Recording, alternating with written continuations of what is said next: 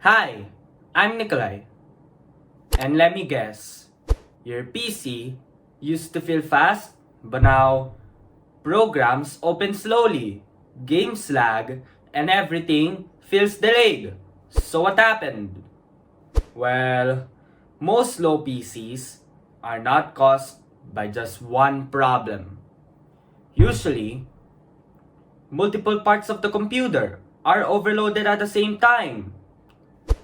Your CPU processes instructions, RAM stores active programs, and storage holds your files and apps. If one of these parts struggle, your whole PC can feel slow. One major cause is background programs. Even when you think nothing is open, your PC could still be running.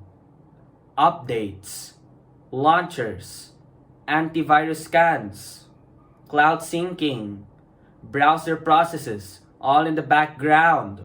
RAM is another big factor. If you open games, lots of Chrome tabs, Discord, music, editing apps, your RAM can fill up quickly. And when RAM gets full, your computer starts using storage instead. But storage is much slower than RAM, which can cause freezing, stuttering, lag.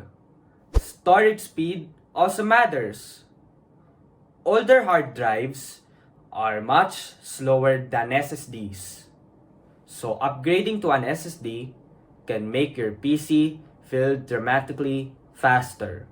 And sometimes the problem is heat.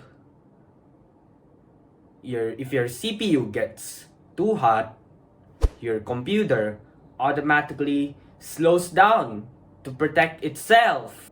So, how do you fix a slow PC? Disable unnecessary startup apps, restart your PC sometimes, clean dust from your system, upgrade to an SSD, add more RAM if needed.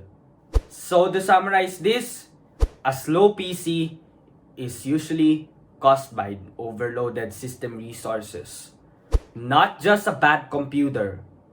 That's it for Kurt CoBytes.